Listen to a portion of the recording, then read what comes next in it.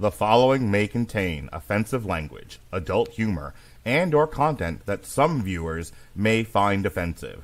The views and opinions expressed by any one speaker does not explicitly or necessarily reflect or represent those of Mark Radulich or W2M Network. Please listen with caution, or don't listen at all.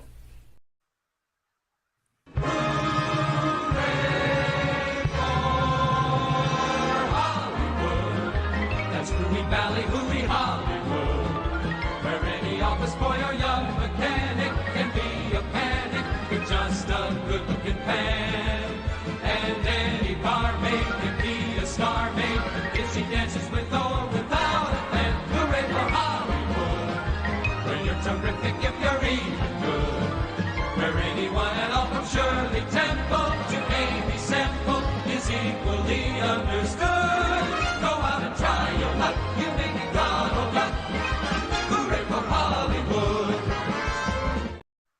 Ladies and gentlemen, boys and girls, children of all ages, you are listening to a Radulich Broadcasting premiere podcast, Damn You Hollywood. And here's your host. I saw a face in the shower door. Cowboy smile came and faded. I reached for my towel on the floor. I didn't think it was exactly where I'd laid it. You don't scare me. You don't scare me, I said, to whatever it was floating in the air above my bed. He knew I'd understand. He was the ghost of a Texas ladies' man. I reached out to turn out the light. He wouldn't let me get near it. He seemed so glad to see Mark Radulich in the flesh. And I really liked his spirit. But you don't scare me. No, sir, you don't scare me, I cried. To my ectoplasmic lover from the other side, I knew he'd understand. Robert Winfree was the ghost of a Texas ladies' man. Ladies and gentlemen, that ghost, that Texas ladies' man, Robert Winfree. Yay! Neither ghost, nor from Texas, nor a ladies' man. Or my ectoplasmic lover, that hurts my feelings. Yeah, no. And after he did this amazing poem for you, what the hell? That was The Ghost of a Texas Ladies' Man by Concrete Blonde, by the way. That was probably one of the nicest serenades that he's giving you.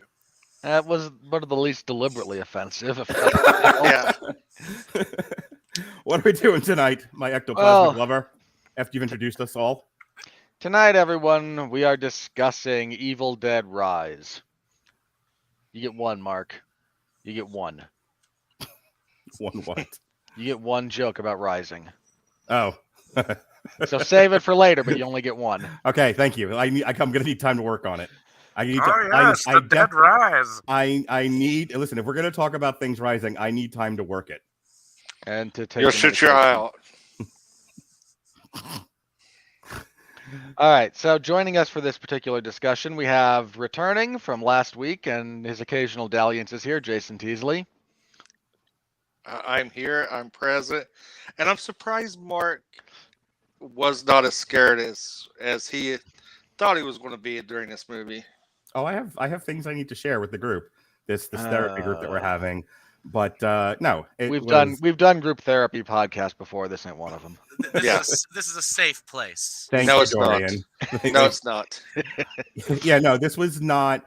This was unsettling, and I don't want to I don't want to get into this too much during our introduction, but it was. I was not looking forward to the movie, but I was going to put myself through it because I've been doing this with Robert for over a decade now, and the things I've made him do that he did not want to do, that he, the times that I made him lay back and think of England, and he would just cry a single tear. I at least owed him this much to do it and do it quietly. So I did, and here I am. Also joining us, he was on the episode last week. He pops in and out nowadays. Dorian Price is here. Dorian, how you doing? Not too bad, not too bad. This was interesting. I know I kind of said that about Renfield as well, but this was a whole different interesting. Yes. Yeah, it was. All right, so we are talking Evil Dead Rise, a 2023 American supernatural horror film written and directed by Lee Cronin. Who is Lee Cronin? Well, Lee Cronin is an Irish film writer and director. He's best known for Something Unpronounceable and Ghost Train. plus the 2019 horror film The Hole in the Ground. And that's about it that's worth talking about here. So it is the 5th installment in the Evil Dead film series, which we'll talk about in just a second. The film stars Lily Sullivan and Alyssa Sutherland as 2 estranged sisters trying to survive and save their family from the deadites. This film was originally set to premiere on the streaming service HBO Max, now just called Max because, they got wise and decided to stop spending zillions of dollars on a money hole. But the distributor, Warner Brothers, eventually opted to release the film theatrically after positive test results. Yeah, they didn't cancel it like Batgirl or just throw it into the movies like House Party because fuck streaming. This one actually was like, hey, wait a minute, this one might actually make money.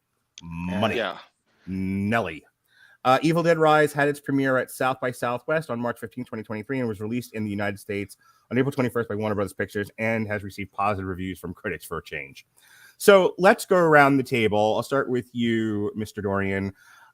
We did a Long Road to Ruin a few years ago on the 3 Evil Dead movies. We've never talked. We were supposed to, but I became social, so I never had time to talk about Ash versus Ash versus the Evil Dead, Robert? Yeah. I'm sorry. So really, I'm still sad they canceled that. Yeah, eventually we'll get. I owe you that one, so eventually we'll get it on the schedule again. You don't owe me anything. I owe you lots of things, but we did do a Long Road to Ruin in the first Evil Dead movies. So I'll revisit some of my thoughts about those. But what about you? Enough about me. Let's talk about you. What did you think of the Evil Dead movies? I'm a huge fan of the Evil Dead movies. I'm actually wearing my Night of the Living Dead t-shirt because I realized that even after first seeing Evil Dead 2 at 11 years old over at a friend's house, we just got done doing a stage show. And we wanted to watch something, scary. I fell in love with the series then and have pretty much loved everything since then, especially as a filmmaker. And even at the time when I saw it, I was wanting to be one, and I was really impressed with Sam Raimi and how he was able to cut around corners without making it look horrible. There are effects obviously that have not aged well here in 2023 as they were back then.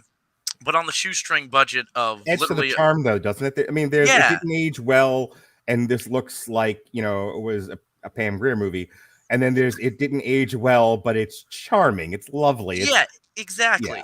That's that's even Army of Darkness, which is probably the most off the wall of them. It's still enjoyable. This is my boomstick. What I say to people at the Playhouse. But anyway, you were 12 gauge walnut stock. Shop smart. Shop S smart. I don't get to yell that at people enough. Probably make that my thing. Do you do that on the set? You just start. It's like you got to get your actors in line. Like, this is my boomstick. Oh, fuck, here he goes again. This is the 12th time today. It's not even lunch. But no. And again, we were just talking about Ash versus the Evil Dead. I loved that show. I watched every episode. I own every season. And when the 2015 one came out, I was very interested to see, what this new direction was. And again, I'll keep this short because I'll probably talk about it more as we go forward. You're fine. But the 2015 one, I actually really enjoyed. I know some people out there, even some 13, close friends. wasn't it? I'm sorry, 2013. Sorry, I said 15. Yeah, we're full 10 years in. Yeah. Yeah. And sorry, I had that written down. If I just turned that way. But I know some people, some close friends who thought the 2013 one was a little pretentious, and I can understand why they thought that, because again, it's like somebody dealing with drug addiction, and then the demons come out, from the deadites come out, and we go from there. I thought it was interesting. I always wondered if that movie had originally started off as its own indie script that had nothing to do with Evil Dead, and the producers were like, we could probably make more money on this if we slap Evil Dead on. I was going to say, that is a common observation we make on this show, that things still don't start out as part of a franchise. It's some script sitting in executives' desk, and they just go, okay, we're going to make this, but we're going to slap Jurassic Park on it or some shit. Right. It's like, all right. Why? We're going to slap Hellraiser. Dude, we just did that like 2 years ago. Crap. Evil Dead? Never stopped him with Hellraiser. No, yeah, it still hasn't. I'm telling you, there's a dartboard in some guy's office, and it was just like, all right, it's a Halloween movie. Go. Exactly. But I still enjoyed the 2013 one. This one, well, I'll probably get to it more later. This one, threw me off a little bit. There were moments of it that were fantastic, and I felt like I was in an Evil Dead movie, and then it literally felt like I wasn't in a movie theater. Someone had sat on the remote, changed the channel to like an HBO I was gonna say, you ever fall asleep drama. watching one movie and you wake up in another movie and you're like, this can't possibly be the same movie. It's like, I know I had like one drink, but you know. But honestly, I will say this: for the Screenland Armor here in Kansas City, they had a fantastic drink. They had a whole bunch that were themed, and the one I got was called a Blood Bag, which is basically just a fancy vodka and cranberry, but it sounded cool. It literally came in a blood bag, and I brought it that's here awesome. today, so everyone can see it. It literally Outstanding. came in a blood bag. Oh, next time you're on the show, please drink out of that. See if I can get water in it or something. That's great. Jason, tell me all the things you love about the Evil Dead series. Like when did you first see them? Okay, so we're going to peel the curtain back. My introductory to the Evil Dead series was actually the remake, and I've never seen the originals. Are you shitting me? Shame. Okay, No, you don't get to pull my punk card tonight, there, sissy boy. I've seen them all. Okay, I mean, I'm just saying, I've never had the, and I probably wouldn't have seen this if I didn't volunteer to be on the show. I probably would have watched it via video on demand rather than going to the theater to see it. Mm-hmm. The remake was, and it still is, very unsettling to me for the one scene with the razor blade. And there's just something about that just does not sit well. You gotta think for tongues, huh? Yeah. For some people it's eyes, for some people it's teeth, for Jason it's tongues. Yeah. And just the razor blade scene. Bunch of whips here. But no, I mean, wait till I start talking about the glass scene. Go ahead, Jason. Yeah. But yeah, I mean, I was introduced to this and I'm going to sit down. You know, my daughter has mentioned that, you know, she wants to see some movies that, you know, some horror movies that I haven't seen. So we're going to revisit the Evil Dead series with her, you know, being new to me and her both. So I thought that would be a good jumping off point to, you know, kind of get me and her can share, you know, watching together for the first time. But yeah, I mean, I was introduced with the remake. I like the remake. I could see people's issues with it, but also, I mean, I think it's fine. I think it had a whole different premise than, like Dorian was saying, that it was not supposed to be an Evil Dead movie. And then they got to shooting and it was like, yeah, we name only. Yeah, and I mean, I could see where it was like had a whole different direction, and then they was like, well, we got the Evil Dead name on it, so we have to make some of these Easter egg references. Most notably the climax at the end. Yeah, and Mark knows all about climax. I do. But That's yeah, what I want about it. I mean, I enjoyed this. There's some issues I have with this movie, but overall, I mean, I love the movie. Like I said, Sean and I did, and Gavin. And as a matter of fact, did a whole 2-hour podcast on the long road through, and you can check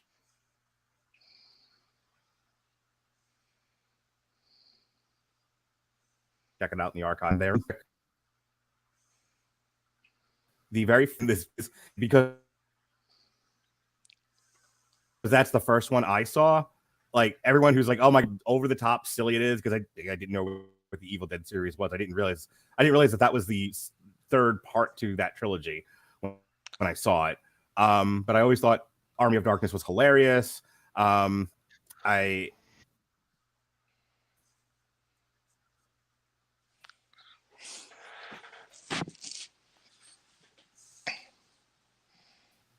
Bruce Campbell in that movie is so over the top and funny.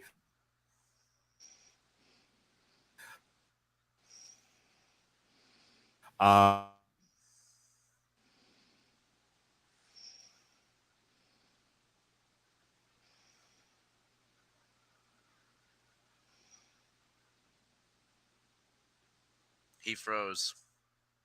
Yeah. Yeah, it seems that way. So, while Mark fixes, We're not far ahead of our. Oh, look, he caught up. He just super speeded Yeah, back. that's Yeah. usually an internet issue. Well, it is Florida. It could be worse. We've Self, dealt which with to me movies. worse. Am I?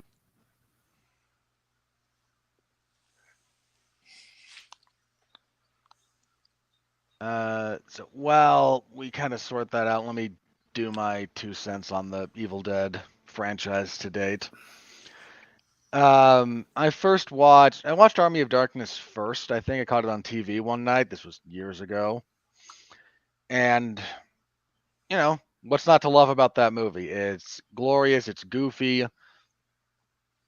Bruce Campbell is a tremendously gifted comedic actor in that one. I went back and I watched the rest of the trilogy a few years later, and I still love it to death. You know, there's so much charm, there's so much personality, there's so much heart and soul put into those movies by everyone involved that it kind of shines through. Plus, Evil Dead 2 has maybe the best like movie poster / VHS box cover art you could ever find. Just that skull with the human eyes in it is utterly tremendous. I liked the 2013 remake a lot, partially because I knew what I was getting into. I think a lot of the other people in that theater with me expected more splatstick and less straight horror. They didn't quite know what they were in for. I kind of had an idea, and yeah, I seriously got a kick out of that. My philosophy on some of this is if I'm going to watch that kind of movie, at least once when I'm watching it, I need to have an ugh reaction. Like something has to happen that makes me viscerally respond and get kind of a little bit uncomfortable. And the Evil Dead remake has a few of those. There's some stuff with barbed wire. There's the aforementioned stuff with the razor blades. There's a staple gun and a nail gun, and there's a lot of stuff. And I knew what I was getting into, so I very much enjoyed that. Very much enjoyed every bit of Ash vs. Evil Dead, to the point where I'm still again kind of annoyed that they canceled it. I miss it a lot. Amen. That show was so much more fun than it had any right to be in some respects. Well, it also worked a lot better than I think any of us really expected. I think most of us expected like one fun season out of it, and then we're going to be like, well, you know, it was nice while it lasted. Yeah, the fact that they turned that into... Did not expect great serialized television to come out of the Evil Dead franchise. Because and you just wouldn't think about it that way, but it turned out to it was really good. It was fun. The casting was all on point. And yeah, I wish we could have got more of it, because the original plan coming out of the 2013 movie was to make a sequel to that one, along with it happening alongside Army of Darkness 2, which would have picked up with Ash more in line with, I think, the original ending to Army of Darkness far in the future. And then a crossover movie to merge their timelines, which isn't the worst idea in the world. But again, Army of Darkness 2 never quite got off the ground. Instead, we got Ash vs. Evil Dead. And the Evil Dead proper got stuck a little bit in limbo until this movie came out. So that's what brought us to this point. I would have been down with that, especially with like how serious the 2013 one took itself and how ridiculous and still unnerving and some moments scary Army of Darkness was, putting people that have faced this entity, these deadites, in a very serious fashion with someone who, it's, obviously they'd be hanging out with Ash, who it's serious to him, but it's also a big joke because he's kind of just gone insane. Just a little bit. Like I think we all would do in that situation, after about the second time.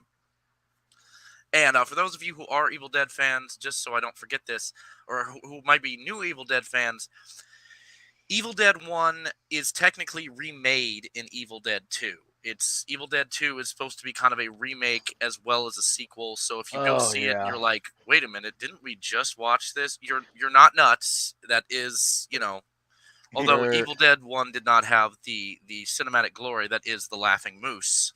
So, It's just a deer, but yeah. Is it a deer? I always thought it was a moose. Nope, just a deer. The story behind that one, Bruce Campbell's talked about this. He and Sam Raimi both. They didn't actually have the rights to their own movie. Like, it was actually owned by, I think, the studio. Mm-hmm. So when they wanted to make a sequel and that studio didn't want in, they had to basically reshoot the first movie and tell that story in the first, 10 minutes of Evil Dead 2. Yeah. And the first, 10 to 15 minutes is just a retelling of that, and then it picks up from there to be a proper sequel. So that's where we are, and well, I'll jump into the plot, and hopefully Mark can get his internet sorted. Yeah, he's working on it. He said go ahead and do the plot synopsis, and he'll catch up. Okay. Yeah, again, it's just, we're all...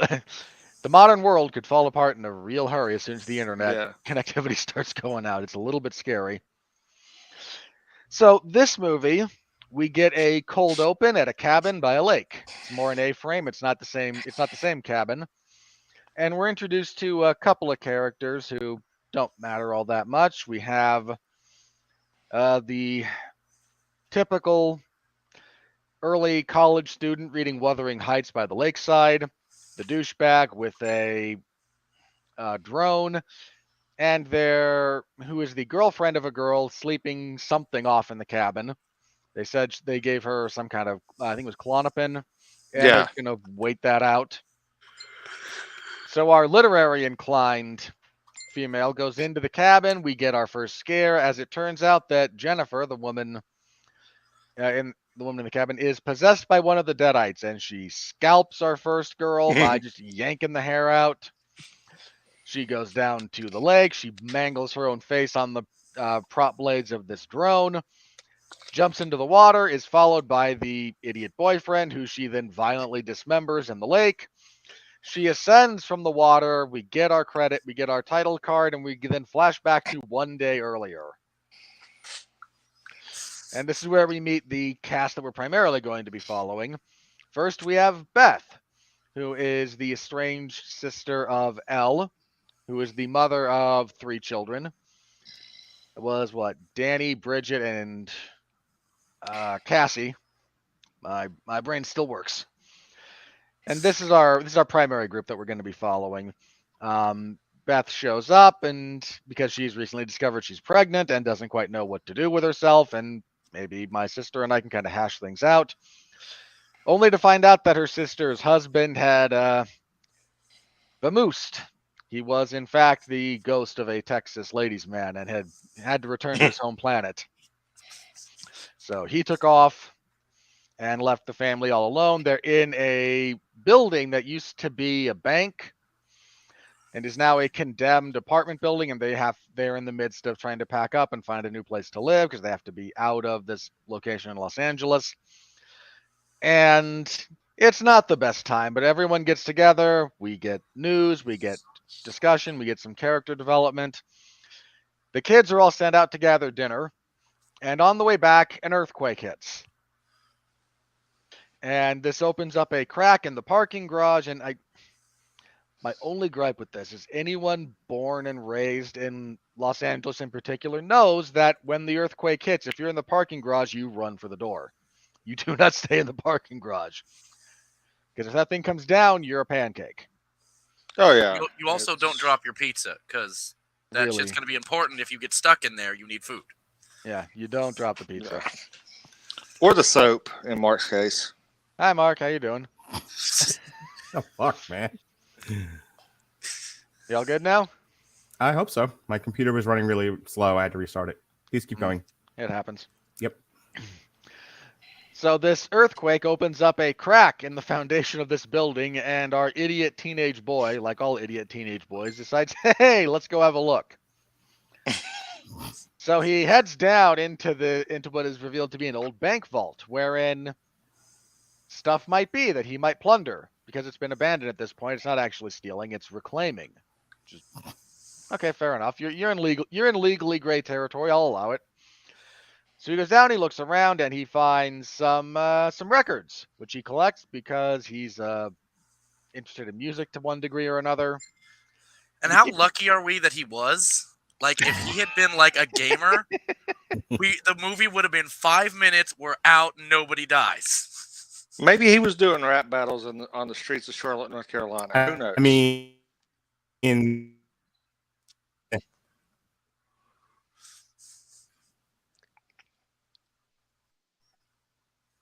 like because he's a DJ. Brilliant. Sure, because everyone wants to be a DJ these days. Everybody wants to be a DJ. Everybody wants to be a star. Anyway, he keeps poking around in this bank vault, and he finds a sarcophagus, which is looked over by not only a fairly large crucifix, but has a bunch of religious iconography hung around it.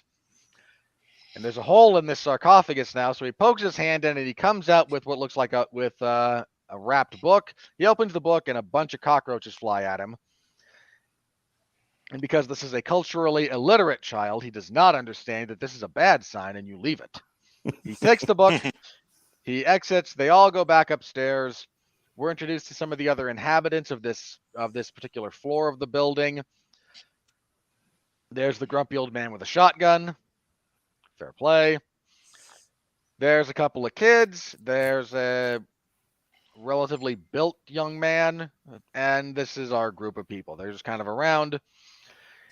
And everyone comes back in. They start worrying about dinner and whatnot. Everyone's preparing for the evening. And our idiot teenage boy throws the records onto his turntable, fiddles around with them, gets them to and it is the recordings of an old priest from the 1920s who had found the book that he has that's in question. And this book is another variation on the Necronomicon. There are 3 variations on this. There's the standard Necronomicon. It was renamed in the 2013 remake, and it has a different name here. Listed here? Please tell me it's listed. Yes, the Naturam Demonito. And if you are a sharp-eared listener on the second record, where he makes his proposal to translate the work on this book, you can hear actually Bruce Campbell in the background denouncing this plan of action, saying it's the book they call it the Book of the Dead for a reason. Leave it alone. And in fact, canonically, the director's on record saying, "Yeah, that's a time displaced Ash Williams trying desperately to stop people reading the book." Great. Which again, I'll allow.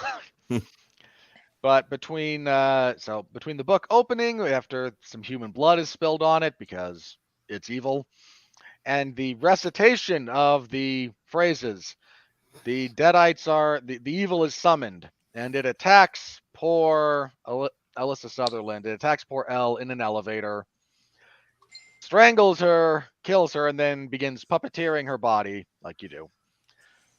I'd puppeteer her body. I'm just saying. From here, things only get worse. That's your one, Jason. You didn't say that I only get one. You Well, just You said only get one. one. You That only was get your one. No, Okay. no, I'm with him. Mommy told you no. I'm telling you no as well. No. We both know I'm not the mother in this relationship. Considering what the backdrop to all of our videos is literally the poster that says "Mommy loves you." Do we sure want to go down that path? It didn't end so well in the movie. I'm just saying. I really now need whoever listens to this either now or in the future need to do some Photoshop on that one and put Winfree's face in there and just says Winfree loves you. About as much as the demon does. Yep. So anyway, Elle dies, desperately saying to Beth, "Please don't let this evil take my children." Yeah, about that. So That's not going to work. So she comes back as a deadite now, and creepy things happen. She attacks the family. She stabs Beth through the hand with a shard of glass. And then Bridget, like all Zoomers, apparently decides a face tattoo is a good idea, and the demonically possessed mother just decides she's the one to do it. Attacks her with a tattoo gun. She gets thrown out. She is eventually overcome and thrown out of the house. Bridget's become infected by the evil. She starts going nuts while on the outside, Elle proceeds to massacre everyone else on the floor. They're able to stop Bridget's rampage temporarily. Again, I'm glossing over a lot here. That's just interesting stuff we can talk about when we talk about more specifics. Then the long and the short, Bridget comes back. She attacks Danny. He becomes infected. The last surviving ones, we have Beth and Cassie as they start to make their way out. There's a big grotesque fight in the hallway where The Rat King emerges. the Rat King emerges. All the dead are kind of like partially subsumed into Elle, and she becomes a Elden Ring boss, basically. As everyone else yells out that you'll be dead by dawn because references. They make their way. Our surviving heroes make their way to the parking garage. Get in the car, look to escape, but our three-headed Cerberus monstrosity is here. They fight. They wind up feeding it into a wood chipper with an assist from a chainsaw because it's Evil Dead. There's a chainsaw. There's always a chainsaw. Our last two surviving heroines leave, but our stinger is that Jessica, the possessed girl from our opening, lives in the same building, wanders into the parking garage because she's heading out for her trip to the lake, and before she can leave, she is attacked by the evil presence, leading to our opening segment. All right. I normally defer to our guests, and I bat third, and then Robert bats cleanup. But I'm going to go first. I'm going to pull my host card, because there's something there are three things I desperately need to talk about, and one, before my internet goes out again. Two, I want to make sure these points are hit, and I will be sad if Jason or Dorian talked about them before I got a chance to, because I need to address these things. One, and the reason why I say that is because as many years as we've been doing Damn You Hollywood, we always talk about plot, we talk about performance, we never talk about sound design, or if we do, it's for something very specific like Dune. We've talked sound design on occasion, but it was the star of the show. It's up there. I mean, when I say to people you should go to the movies to see something, it is because there is no better experience than seeing it on the big screen. And I don't mean that as a fan. I mean that as a person who appreciates the technical aspects of movies. And I think Dorian can appreciate that as he makes them.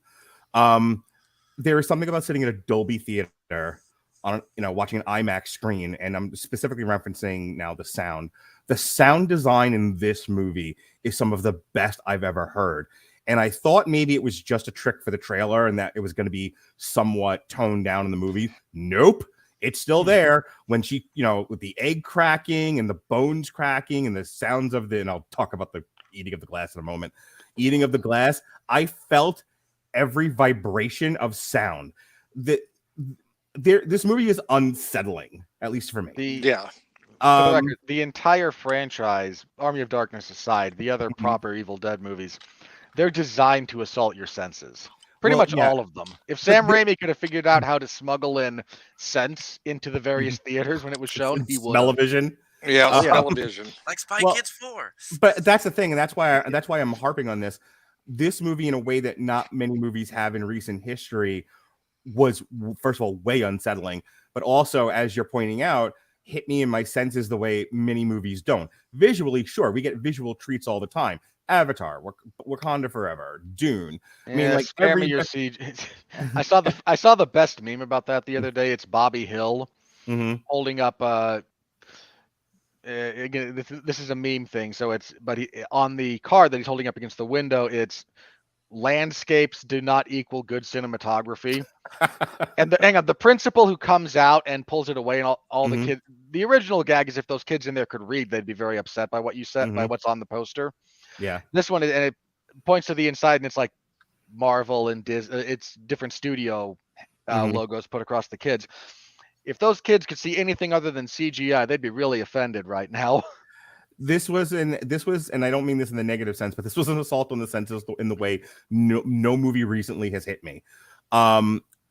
There are sounds in this movie that absolutely add to the terror, that add to the aesthetic, and again, in ways that most movies can't seem to do, because it's not undoable. Clearly this movie did, and it did it for like, $1.50 in chewing gum. So it's I needed to point that out, and I needed to discuss it, and I'll stop for a minute if you guys want to address this point specifically, that so many movies fail to do this, and it's kind of your job.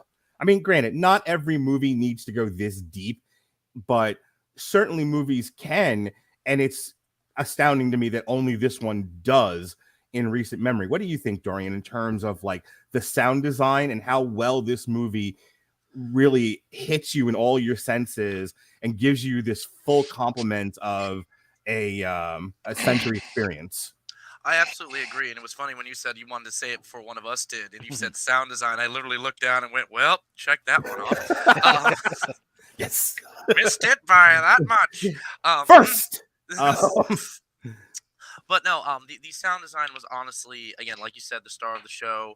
I'll get to some other stuff later, but I will just say this right now about the sound design is like literally that's what made me want to go see it again. Mm-hmm. That was and with the sound design, because obviously sound design is very specific on your location. I'm gonna kind of piggyback on what you said, but it's gonna smack right back around to it. Is that the claustrophobia of it they did keep. In the previous movies, for all of you who have not seen them before, and including you, Jason, technically, there is still a claustrophobic feeling in the first two, and in a way the third one, obviously. But with the first two, you're stuck in a forest in this cabin, and the cabin's being assaulted, and this forest is not someplace you want to go into. Yeah, you And might get raped by one of the trees. That's and I don't know if you've ever been raped by a tree, Dorian, but it sucks. It was a wild night. We thought we could make it to Tijuana. We try not to talk about it, but I understand. We've all been there. Apologies to all You of can our. come back anytime you piggyback on my jokes. But no, it was with this one. Sorry, I don't want to drag us too far afield. With this one, the claustrophobia of a building, and the fact there's an earthquake that has taken out the stairs. That was one thing in the plot, is like they do try to get out. They're not specifically stupid, but like the elevator is having problems and looks shot to hell. And our lead turns to one of them and says, get the stairs, let's go. And he opens the door Gone. and then closes it, and she's like, the hell, the stairs. And he's just like, they're gone. And it was in that moment that I was like, okay, now we have, with the sound design and our location matching together, we have a very claustrophobic, we're stuck. Yeah. And you feel it. I mean, yeah. Not just because I'm sitting in a 90-minute movie, but I definitely felt I was in a way that I'm not with a lot of movies. I'm there with the characters in that situation, which adds to the terror, which is good if you're doing a horror movie. Jason, yes or no? Did you want to say anything about sound design? Yeah, I mean, I was going to touch on that as well. It really immersed you into the whole experience. And my theater, I went and seen it fairly early on a Sunday morning, so my theater wasn't very, very full. I think there might have been like maybe 5 people in there, but even though there was 5 people in there, it still gave you that isolation feeling where you were like you're so immersed into it. And you feel like you said, when she's eating the glass, you feel that like it's a visceral feeling. And like when they start coming together, you that like mashing of bones and everything, you just feel it. I mean, it was really submersive, which I think is a great aspect to a movie such as this, because you don't get that any a lot of things anymore. You don't get that full body immersion from movies. You get cinematic experiences, but you know the immersion of being in the movie with the characters Mhm. is something that's gone by the wayside, I feel, up till this movie. I agree. Robert, sound design, yes or no? Or because I have a second thing I got to address. There's some really interesting choices made sound wise. Interestingly enough, the loudest I think what sticks with me most is the choice about the sound for the shotgun going off. Mm-hmm. Because that's not a shotgun sound. Most gunfire you hear is not accurate to the gun that's being fired. Just by way of example, the revolver that Indiana Jones fires in Raiders of the Lost Ark, that's not a revolver sound. It's a 30-30. Mm-hmm. All right, Mr. Wizard. Because it sounds better. Like Okay, again, so you the point find about the right. the point about the So- shotgun. It sounds very small. The Okay. shotgun does in particular, and normally the gunfire is one of the louder things you hear in a movie. Right. Here, It has to pop for the audience. yeah, and here it's very subdued. It's very much, and it has the effect of reminding the audience how kind of ineffectual this is. Like it's still a shotgun. That's But- a really brilliant point. It's one of those almost like symbolic moments of how futile this all is. And it goes to something that happens when they play the record about like there is no solving this. There's no ghost trap. There's no solution. You have to run like hell and hope it doesn't find you. Or it finds someone else first. It's almost Right. like the old Yeah. joke of in a zombie apocalypse. I don't have to outrun the zombies. I just have to outrun you. So Yeah. it's like when they like selling and wrestling, like you have to keep the audience believing that this is real. And I think that's a really great point about the gun. It's just like the gun is such a small sound because the problem is so big, so much bigger than they are. Yeah, I'm pretty sure like there's bone cracking. Like whenever someone Yeah. is first possessed and they do the arched back thing, and The contortion. I'm pretty sure some of the sounds that come out of that would register louder than the shotgun blasts. Yeah, as no, far for as sure. as far as Dude, how the movie and she played it. cracks the egg every time in the trailer. Every time she did that, I wanted to jump out of my seat and hide. Yeah, that's booming. That's just boom. Yeah. Because nothing's right. Like something Right. is very wrong here. Yes. Well, they used the rain very well too, because they kept that in the mix throughout. There's a couple times they drop it, I think, just because, or like it drops lower because like music and such like that. But the rain almost becomes this white noise. Yeah. Hey, you said it, and I got to address it. I don't mean to cut you off, but the sound cues in this thing that go along with the sound design, this, because Robert and I have like lamented the state of horror where in order to make you, frighten you, they have to, throw a cat at a piano, bragging like, oh, look, it's scary. Mhm. Here, You get more mileage out of some of the quiet.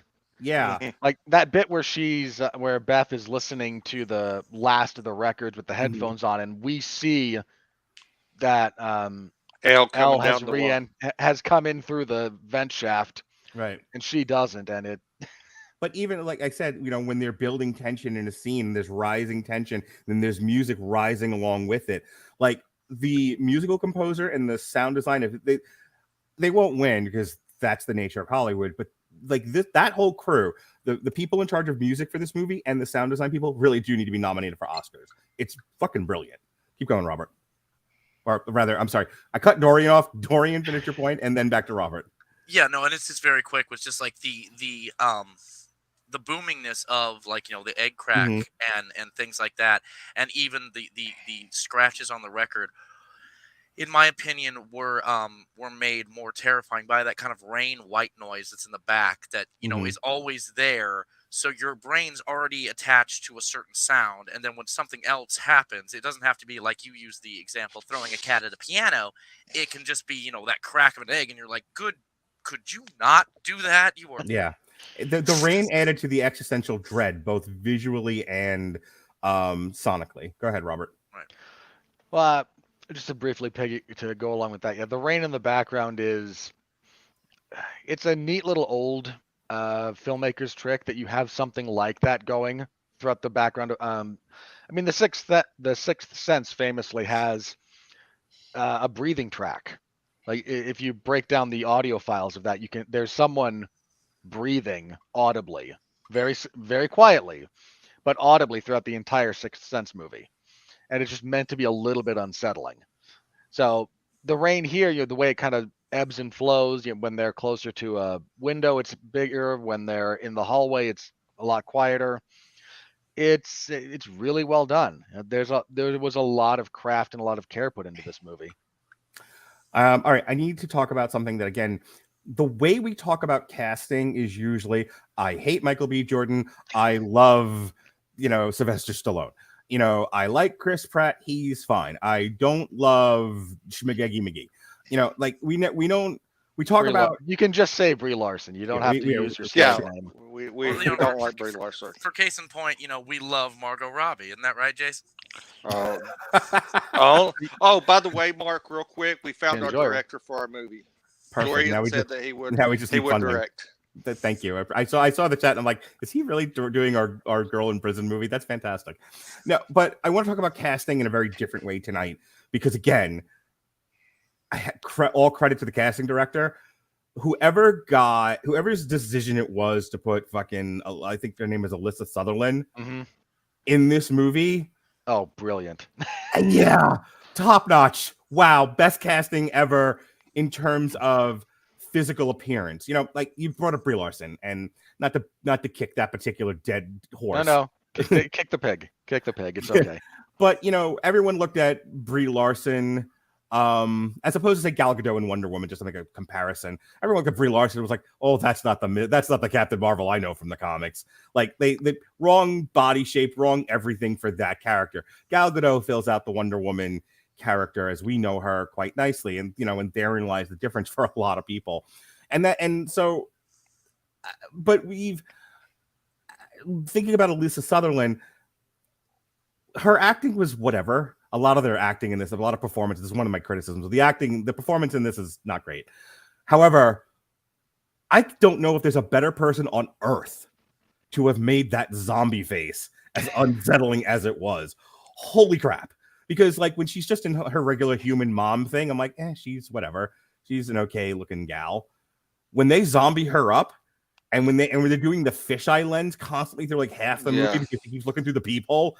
Oh, and I watched that and I was like, oh my God, that is the most picture perfect face for what they're trying to do with that character. Because it's not just gross zombie face. There's a thing going on with her jaw and the way they made up her eyes. Again, and I got to give credit where credit's due. The makeup department in this movie. Oh yeah. Mwah, because it's not just her. Hers is over the top, so good. The makeup on her in zombie form, and again the way they shoot her with the fisheye lens in the peephole. That's all great, brilliant stuff. And and again, it's very different from what you see in a lot of movies. But even when they douse Beth and the stupid kid in all the blood, they're not just caked in blood. First of all, they really went out of their way to pay homage to Bruce Campbell being caked in that, and Bruce Campbell being caked in blood and all of that. Mm-hmm. It's an Evil Dead movie. If at least half the cast is not covered in blood at some point, you've done it wrong. There's a tone, a color tone to the blood that was dead on perfect.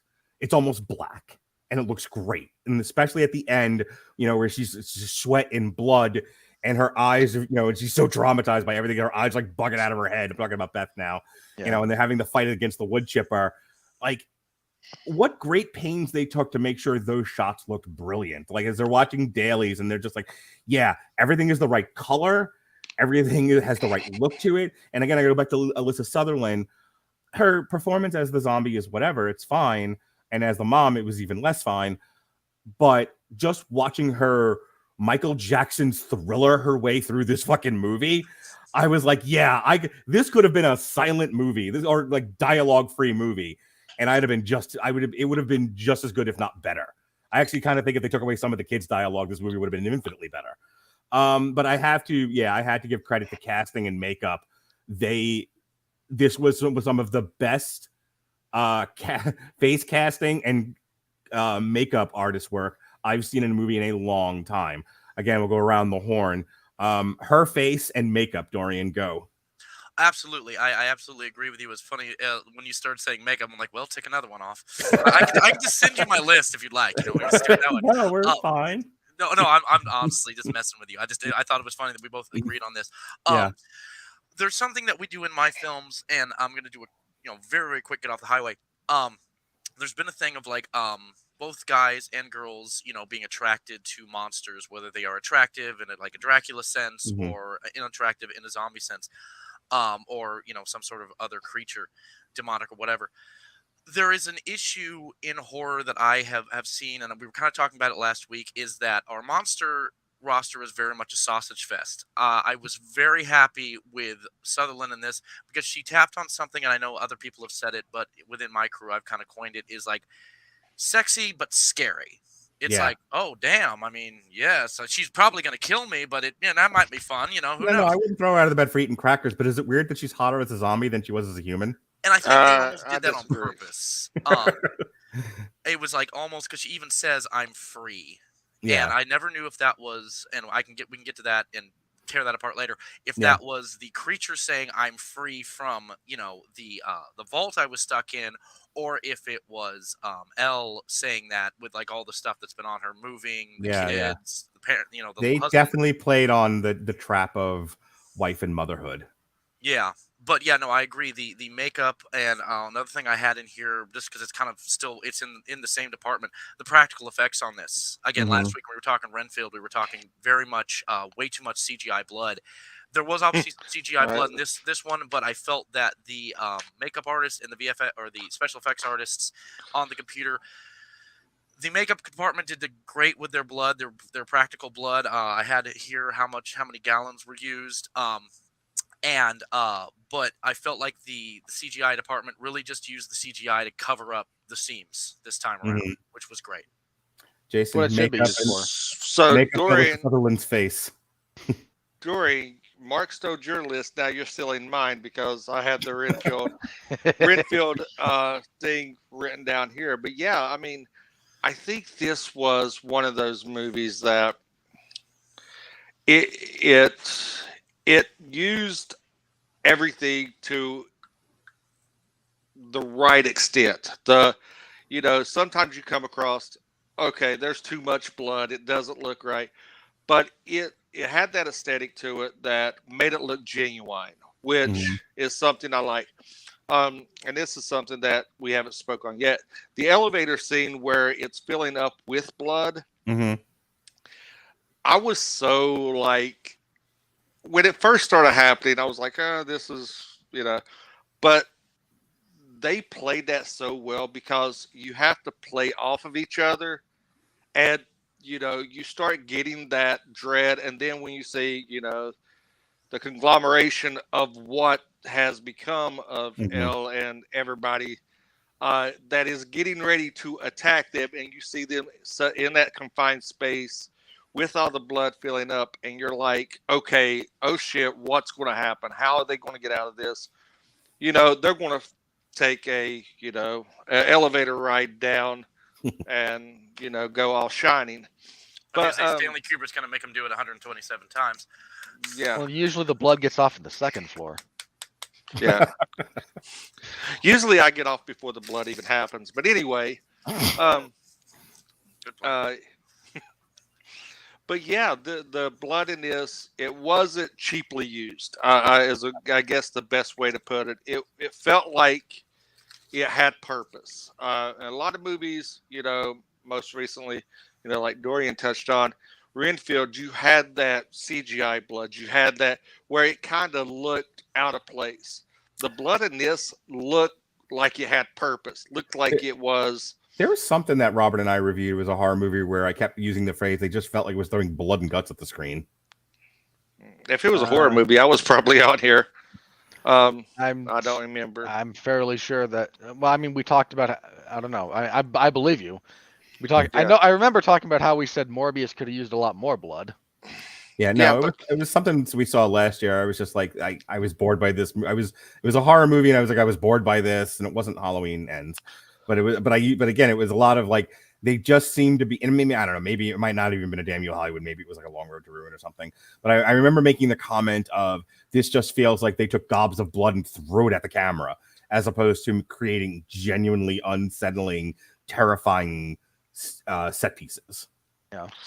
And that's one thing that I liked about this, is because the blood never felt out of place. It never felt like, it didn't really draw your attention from other things that were going on screen. Mm-hmm.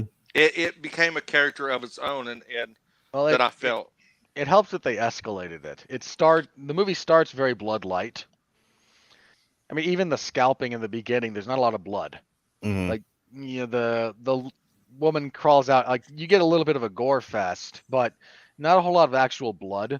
Then when you get to our actual location and whatnot, you get some, like, there's clearly some blood in places, but not a lot. It kind of escalates until we get the elevator full of blood. Like, everything, it builds to it logically rather than just throwing it at the camera. Now I want to touch on something negative. And that is the elevator. Is it having to do with the subject at hand? Because I'm going to come back around to everybody, but I wanted to make sure we touched on those topics. Yeah, we could go on. Once we get to the elevator, I have some issues. Okay. Robert, last thing I was going to say, sorry, with the makeup stuff is that this is a behind the scenes thing. We can tear this apart too. The movie was actually shot linearly, which means like they've started filming the first scene in the script and moved on. Right. After seeing it, I always wondered if they were going to try to push for a PG-13 rating, which is why the beginning is very blood light. Like, it's not no blood, but like, if they were like trying to see how the producers were going to take it, and then they were like, no, just run with it. Make it an R-rated film. It's Evil Dead. Let's have fun. That's why they then, cranked it. And it also might have been the transition from HBO Max to theatrical. Once they knew they had a hit on their hands, they were like, hey, let's not hold back anymore. And let's go full bore. Robert, makeup and Alyssa Sutherland's face. No, I enjoy a lot of the makeup. I'm a big believer that your CGI should be used to backstop. It shouldn't be your default. So do everything you can practically, and then let CGI smooth it over, rather than we'll do everything CGI'd, and because that leads to a lot of less than stellar looking films. So the fact that this one was so much practical, it makes the CGI easier to believe. Yeah, that's one of the big things about Jurassic Park, by way of example. Like, there's enough, the blending of practical and CGI means that you can tell which is which if you pay attention, but the appropriate use of both means that you just kind of go with the whole experience rather than be so much taken out by it. One quick question, Mark. Yes, sir. Ellie or Katie from Paranormal Activity? Oh no, I'll never forget my first. Definitely. If we're talking to like which zombie do I want to bang, Katie. Okay. Yeah. So just so we stay on the same. Can I have a threesome with? Can I have a threesome with Katie and Elle? Is that as long as I get to hold the camera and get the hot tag? Yeah. No. Of course, Jason. That goes. Okay. That story ends very badly for both of you, right? Considering how my other threesomes have gone, I don't care. Anyway, I'll get the footage once they're both dead. I'll edit it together, and it'll be like, there we go. It'll be you and me, Robert, on the record being like, "Don't fucking do this. It doesn't end well." Don't do anything I've done in my life. So you and I will do the cold. We'll do the cold opening and closing. That's just like reading the police reports. Right. Yeah. Dorian, all I ask is that you take the footage to cons. Please take it to cons. Yeah. Absolutely. It'll go on the internet, Mark. You once it's all said and done, you'll be the biggest star on the hub ever. All right. A couple of quick points, and then we can now open this up to general discussion and have some fun here. Let me say my piece, and then I'll shut up and let you guys finish. As I once said to a girl. Listen, my one complaint about this movie is the little girl. There's bad acting. There's stupid characterization. I haven't seen it quite so bad in both with her. Like, I get that they're playing on the idea of, oh, but it's mom. No, mom very much is a deadite zombie fucking murderer. And the kid's like, I want to open the door. Mom, let me open the door. And like, are you, we talk about like Reggie the Reckless level stupidity and horror. And it's up there. I wanted to love this movie and everything about it and just heap giant amounts of praise on it. And I can't, because the writing of that girl was so beyond stupid, it hurt me. It took me out of the movie. And I actually looked at the Kelsey and I said, I can't do this anymore. That kid is the dumb. That kid is fucking a toaster oven stupid. You really needed a better setup for that. Well, all I heard was the pitch meeting guy going, and why did she open the door? So the movie could happen. Yeah, why did she open the door? Because I want it to happen that way. Yeah, there's no other explanation for it, because either that or the kid is like IQ level of toast. She was just ridiculous. And the only other thing I wanted to add is, I know the long-running gag, and it comes from an element of truth, is what a big mamby-pamby sissy boy I am about horror, except that I've watched like shit tons of horror, and I've been able to converse rather intelligently on it over the years. Look, and Mark, I appreciate that I started this gag with you, just for the record. Like, this is me. I started this. Right. Like, Sean would needle you about it once or twice, but then, like, when you and I, like, there was someone that we did, that was the first time you said, yeah, I really don't care for, gory style movies. Right. And I started, you big baby. It's just a bucket. Look, it's nylon stuffed with sausage. So I'm replicating guts. So don't get me wrong, I'm watching a lot of the movie like this, but I'm getting through it. And it's like, I don't, well, that's not true. I need to make fun of you people endlessly, but I understand there are things you don't like, and I can appreciate that. Same respect here. There are just things I don't particularly enjoy, but I'm stretching my muscles. I'm watching it. I'm giving back what I take from other people. But I got to do it my way. So I'm kind of doing a lot of this. I'm doing a lot of this. And I'm kind of keying in, but nothing's really bothering me. It's just, it's hard for me to sit through some of this stuff because I get it's unsettling. It's more than unsettling. I startle easily. So the movie is startling at times, but I'm getting through it, is what I'm saying. And I'm getting somewhere with this. I'm getting through the movie. Nothing is bothering me. Heads are being scalped. People are being stabbed. I'm good with this. I'm good. The kid eating the glass in the corner nearly threw up on Kelsey. I couldn't take it. I was like, crunch. Like, you hear me loudly dry heaving in the theater. The slow motion when she swallows. Yeah, I couldn't look. Bulges. Dude, I'm like this the entire fucking time, and I'm like, and she's like, "Are you okay, boss?" She calls me boss. Like, "Are you okay, boss?" I'm like, "No." I mean, like, slow clap. You took me out of the fucking movie, guys. Like, and I don't mean like took me out like I'm not really with it anymore. Like, you punched me right in the solar plexus, and this is the point everywhere. This is the point where Mark has to leave the theater because of what's going on, not because it's bad. The makeup artist and the VFX guy were like, "We have done well. I sense a disturbance in the force." Right. Everybody that has ever watched the Damn You Hollywood, these guys are just like, "We finally got him. We got him back." This was their Duck a Muck moment. All right, Dorian, you have the floor, my man. Oh no. I was just throwing it on that. Well, no, I mean like whatever the discussion point you had. Okay.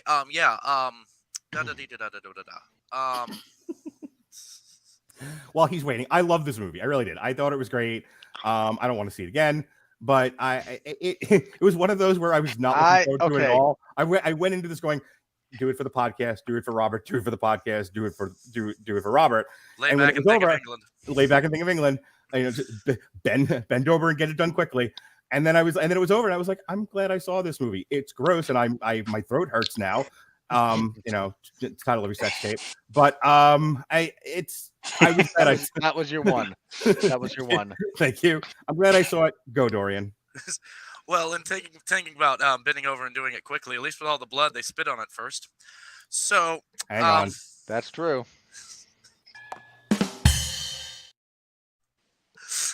Okay. Points that I had that I really liked. We already talked about the stilted acting. My first question on it was, again, having seen the Evil Dead movies before, I'm like, is this on purpose? And then there'd be moments where they do really good, Mhm. acting, and then they'd go back to stilted, which I was like, well, okay, there were some moments in the original too that, as goofy as it was still, I'm like, okay, you know what? Let's just say that this was a decision by the director and we'll move on. It's way inconsistent, isn't it? Like at times Yeah. it's professional, like Hollywood, big budget, and then at times it's nearly student film. It's that bad. Like the girl who plays Bridget in particular, I until she gets possessed, that's one of the most wooden things I've ever seen on screen. Yeah. Oh, yeah. I didn't like any of the kids. I felt like she's like someone on the set's like kid. Right. It's just some grip that saved the director's life, and he's got like a daughter who wanted to be an actor, and it's like this is my one godfather, favor I ask of you. Yeah, her casting was a favor to someone. But maybe she is also just starting out, and maybe she'll get better as time goes on, and she'll laugh about it with us too in about 20 years. One of the things that I thought they did very well is the attention to detail when how someone got possessed. Obviously, we see the old-fashioned Raimi running through, the forest. In this case, it's the hotel. When the mom gets possessed, one of the friends I went to see it with was confused at the end. They're like, all right, you're the horror lord. You explain this to me. How did Bridget get possessed? I'm like, well, when the mom picks up the tattoo gun, she stabs it into her own head, and then she slashes at Bridget. So it's like the blood, the blood transfer. Yeah, the infection is a good. So good point on continuity and specifics there. I know this was an Easter egg just for us, but when they all started chanting "Dead by Dawn," I was just like, "This is awesome!" I mean, I know you're all probably going to die, but this is awesome. I'm sorry. Woo! Play Freebird. Got to swallow your soul line too. Right. Yes, that was and I actually thank you. I had that was the next one. It's like Dead by Dawn stuck out more, obviously. This is for all the really picky people out there. This is funny.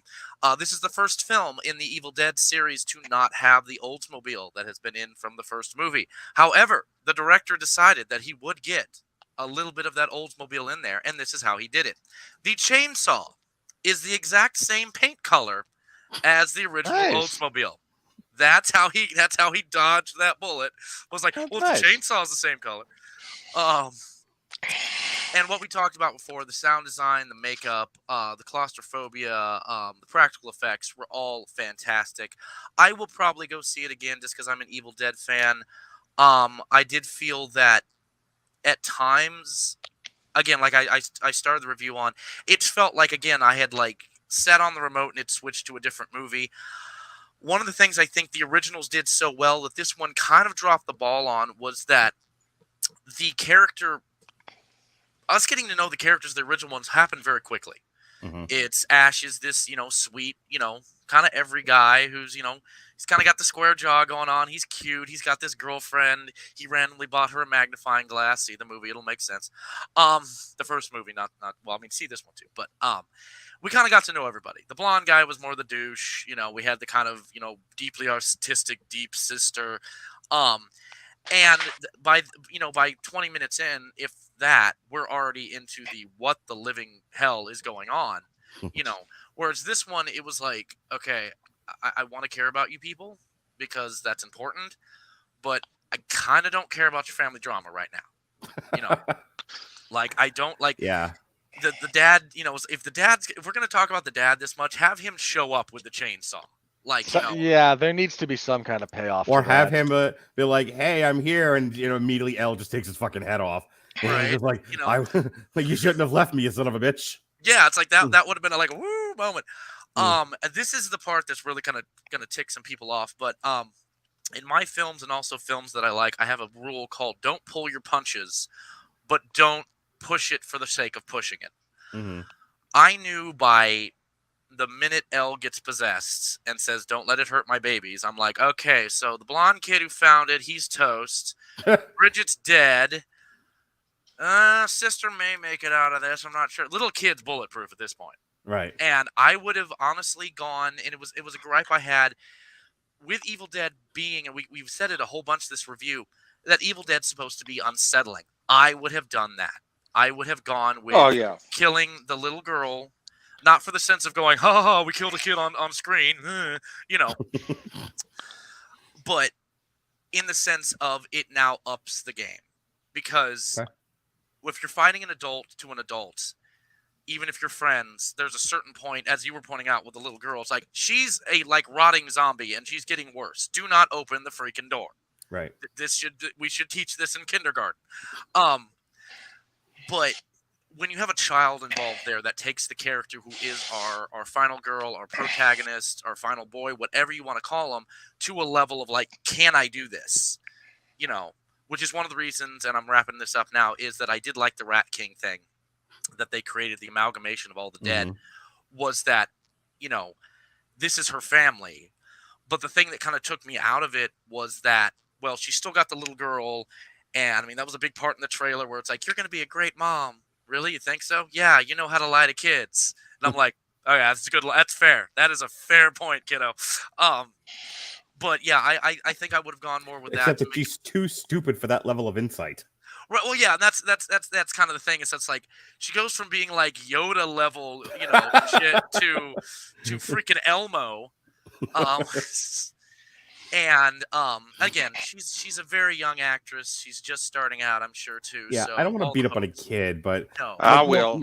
But nobody can. Like the blonde boy can't act either. Bridget is not good. Like, I honestly, it was like.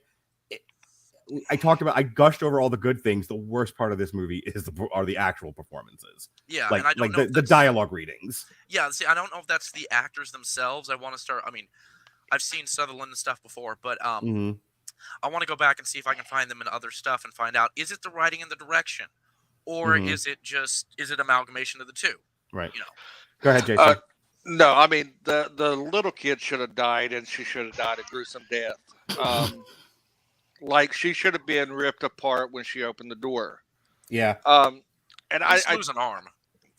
I didn't like any of the kids. I really didn't think that they added anything outside of the glass eating. You know, I think you could have done without the youngest daughter. I didn't think that she added much to this movie at all, outside of, you know, stupidity of opening the door when there's a dead person that is trying to convince you. Open the door, you bitch!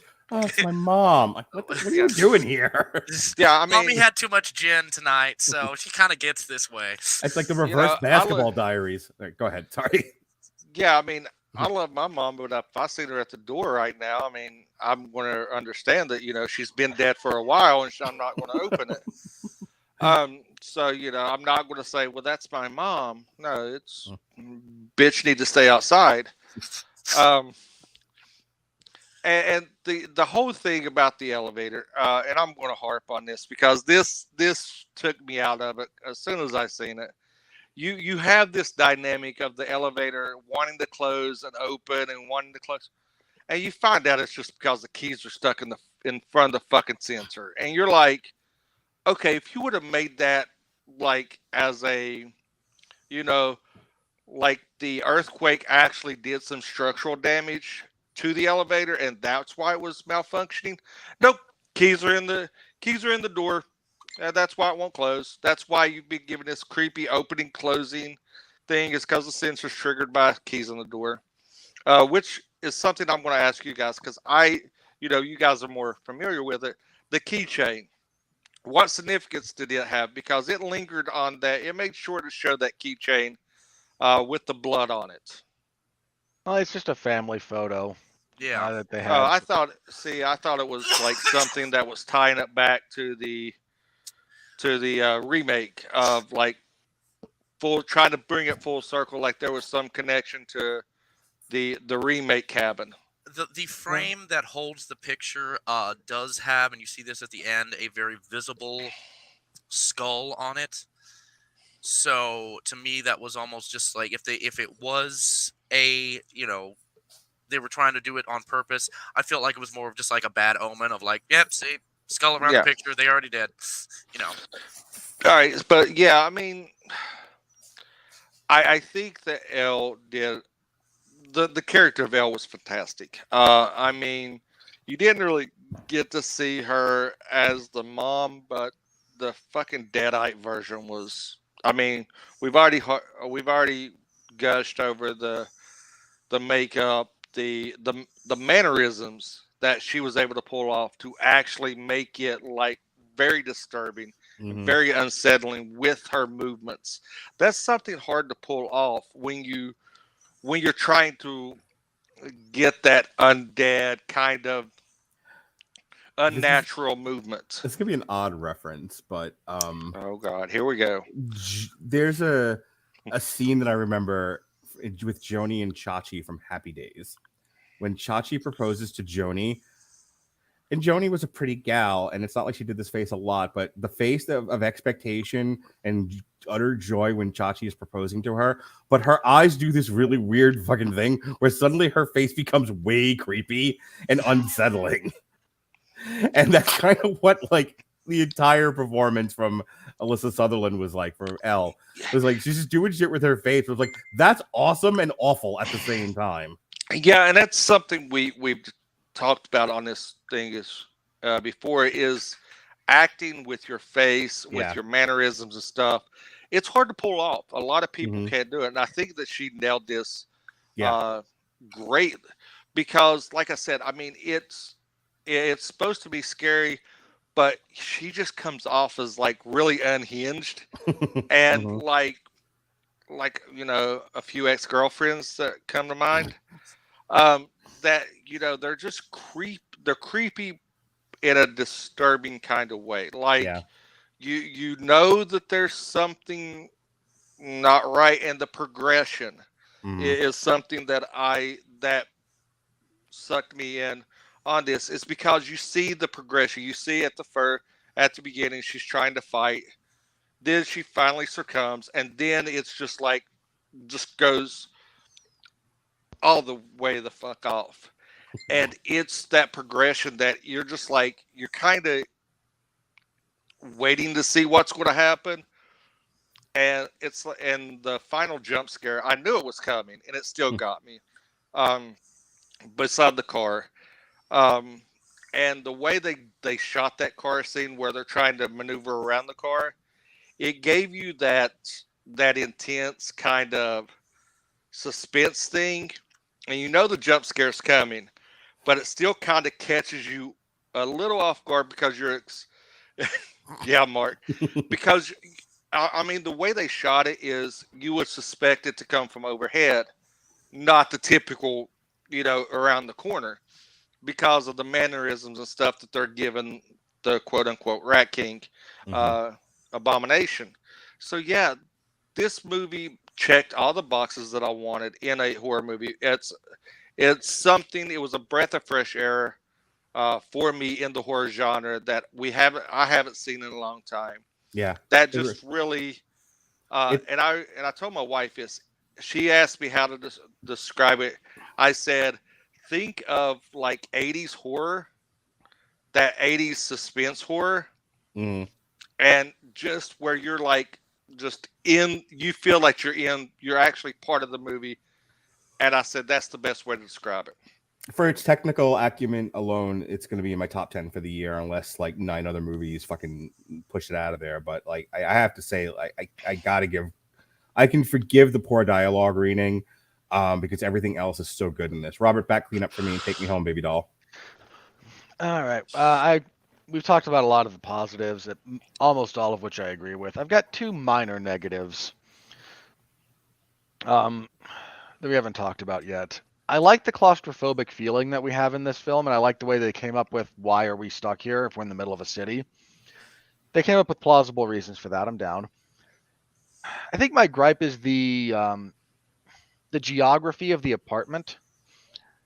You never quite know where you are. Like I never got a good feel for the space there. Whereas just by contrast, to the famous cabin from the Evil Dead movies, you know exactly where you are in that thing at all times. I never quite got that within the apartment. But when you're outside, in the hallway, you got left, right. That's kind of it. Mm-hmm. One way leads to a window, the other way leads to the elevator. Which way are we gonna go? But the lack of like really established spatial area in that, I think, hurt a little bit. It's maybe a minor gripe on my part, but it's worth noting. The actress who plays Beth, when they finally let her go, kind of quasi unhinged at the very end, something about her being covered in blood like woke up her ability to give compelling reading. Because at the end, like I'm watching most of this movie with most of this cast, and Alyssa Sutherland, like I get immediately like, okay, you're here for a very specific reason. Real quick, Lily Sullivan plays Beth. She played Coral in the 2012 film Mental, and Miranda in the 2018 television series Picnic at Hanging Rock. She's got 2 2023 feature films, one of which is Monolith, and then there's this one. So again, like I don't know if this was a directorial choice, like okay, play more subdued, play like you're trying to keep it together for the kids, but you're losing it internally. But when she finally gets to be a little bit crazy, that suddenly her character comes to life, and you kind of go like, oh, that's why you're here. Like there's a lot of people, they could have cast a lot of people in this role. Why you in particular? Oh, because when you need your big hero moment, suddenly everything works. Everything up until that, again, it's a little iffy, but it is kind of a skill to be able to look good and act good covered in blood like that, because that's head to toe drenched. Yeah. I have to agree with you, Robert. I always wondered if they were trying to like salute back to Bruce Campbell in the very, very first one, where he's actually not that interesting until the end. He's might kind have been weenie and like, but she's our friend, and yeah, Ash is very much not the hero until heroism is thrust on him at the end of that movie. Lily Sullivan plays Beth like she's annoyed she's in this movie. Maybe she was. like every time she had to be on set, and they're like, okay, go, action. He's like, I fucking don't even want to be here. That's not your line. Oh, fuck it. Cut. Print. Whatever. We're moving on. Evil Dead clerks. I'm not even supposed to be here today. Yeah, she for whatever reason, her take on that character seemed to be like breathy and uninterested in where she was. And even when like, I shit on the kid, but even Beth and was like, they never seem to fully react to the fact that there's a zombie murderer running around. Like it was almost. They almost seemed at times to be like, yeah. I understand there's a zombie killer that one's my sister outside, but can we just deal with what's going on right here at the moment? Wait, no. Like, I've never seen there's a lack of priorities in character and before in a movie. I think narratively that would be one of my other gripes. The original Evil Dead and even the second one, all the decisions made by the characters make sense. With the minor maybe exception of, hey, let me read the Book of the Dead, or let me play the tapes where the guy recites what's on the Book of the Dead. Like, you kind of go, okay, somebody has to make, it's a horror movie. Somebody has to make the stupid choice that kicks everything off. But there was at least a degree of internal logic to it. Like that was, we're here in this cabin. I'm poking around. Wonder what this is. This is there was a professor here. Maybe I can study his notes because I'm in his class. There's stuff that happens that you can just kind of, there's enough justification that even though it's a stupid decision, you kind of go, okay, I know why this character would make the stupid decision. Right. This is almost yelling Candyman in front of a mirror stupid. Yeah, and there's a great line that was I heard about why do characters in horror stories act stupidly? Well, you have to understand they don't know they're in a horror movie. Like the kids in Friday the 13th, they think they're in one of those like teenage coming of age sex stories. Right. Until Jason shows up. So there's a degree to which you have to understand that the characters don't know the genre. But you as the writer still have to make that make sense. And the teenager going into the vault after an earthquake under a building, like I need more than stupid teenager makes stupid decisions to kind of go with that. Well, see, I think it justifies, and I'm going to be probably the minority here, is because the I'm reason I'm why. okay with him stupidly checking out the book. Where I lost my patience with him was after the first record. He's playing the record, and it's clear what it is, and he's like, "Let me see how this ends." Ugh, No, or the fact that he's examining the book and it's got teeth. Well, he's trying to. I mean, I understand the reason why he went down there in the first place is, you got to look at it from the perspective of a teenage boy. They're losing their home. He's trying to find something that's going to help them financially. It's an old bank vault, so he thinks he's doing something to garner a financial gain to help his family out of the situation. And I don't disagree with that. My issue is this is a writing thing. Have him like when his sister says, "Don't go in there, you idiot." He needs to express that then, not after the fact, going, "Hey, do you think this book bound in human flesh with teeth that are locking it together might be worth something?" I bet I can get a pretty penny for this book with teeth in it. I can take this to the Pawn Stars, and the best I can offer you is 10. I can give you store credit. What's your last point, Robert? One more. No, I think that's pretty much it. Again, there's a lot of technical stuff here that's really, really good. There's a lot of for as much as the line reading is not great here, the physical acting from everyone involved is really good. Yeah. That's why I don't want to beat up on the movie too much, because it's like the one thing, other than some internal logic with the youngest character does. It's like the one thing I didn't like about the movie, but it's it's so irrelevant to me at this point, because like the strength of this movie was never going to be the dialogue. I'm with Dorian for the record that like you got to be willing to kill the kid. If you're going to put a kid on screen, I'm not saying kill the kid just to kill the kid. I've watched enough French. I've watched enough French extremist films. I don't need that anymore. Thank you very much. But you got to be willing to pull the trigger on that. And if you are not, then don't put the kid in the movie. Like if you put them in a situation where their death is the logical result of the choices they've made, you have to be willing to take that step. The kid should have died when she let the mother in, at least as a natural consequence of the dumbest decision I've seen in a horror movie. And we reviewed Halloween Ends. All right. All right. Before we go into the money, because Jason loves doing this podcast until we get to the back half of it, and then he's like, "This podcast sucks. I want out." So go ahead, Jason. You can find me over at Mosaic Media.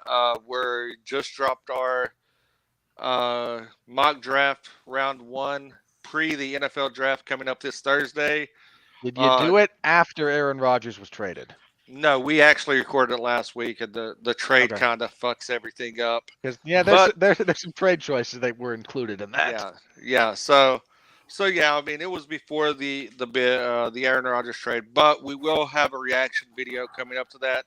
Hopefully, we drop it before the actual NFL draft happens, 8 p.m. Eastern Thursday night. Definitely go over and check out the Instagram, the TikTok. Our Facebook page. Tyler does an amazing job as our putting up some visual designs together and making what we say actually look good. It's kind of hard to make anything I do look good, but Tyler is an amazing digital graphic design artist. Your stuff is some of the more popular TikToks I put up there, big boy. I know. I mean, do I need to remind you of 600 downloads? No, you really don't. Okay, I mean. You're the one that brought it up. I hate giving you compliments. I really do.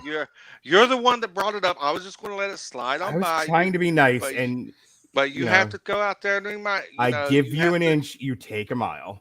I'm a liberal, but anyway, go over and check me out on Mosaic Media MC. Like, subscribe, work across all platforms.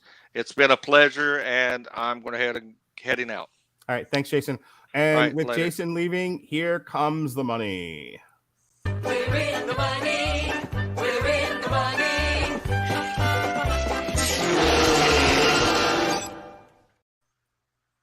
All righty. This thing's already profitable. It had a budget of $19 million. It's already made $44.5 million. It's fine. You know, good decision on. You know, we've spent a lot of time just beating up on studios over the past year. Every single show, as a matter of fact. So I'm going to little bit of praise for Warner Brothers for sobering up, unlike its friends and partners over at Disney and Amazon and Netflix, who, you know, haven't seen a sober day since Lincoln was in the White House. Including all the years of prohibition, they were just sauce to the gills. Yeah, no, Warner Brothers is just like the sexual revolution is over, everyone out of the bed, and saw that this movie had potential to make some money. You should all get tested. Yeah, this movie looks like it could be a moneymaker for us. It's, you know, it was shot for a low budget. It's got a fan base. It's really, really good. People will go see this if we position it right. Hey, you know, hey, this is kids movie that you might have heard of, Super Mario Brothers. Why don't we counter program that? And for the people who don't want to see Super Mario and would like to see a movie for adults, maybe we can make some money here. Look, slow clap for relatively competent executive decisions in theatrical exhibition. Somebody brought this. I saw this on Twitter the other day. It was a side-by-side of two different posters, one of which was, I forget what one, something came out opposite The Dark Knight, or The Dark Knight. Yeah, it was The Dark Knight. Very blonde, very pink. I don't think it was a Legally Blonde sequel, but it was something in that same vein. Yeah. And then you flash forward, you know, 10 years or so to now, 20 years actually, it was The Dark Knight, to Oppenheimer coming out next to the Barbie movie.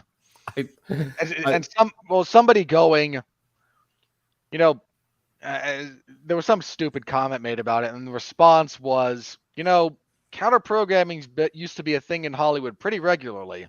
Right. I don't know why people are only now coming back around to it, and everyone's going, "Oh, the brilliance! How stunning and brave!"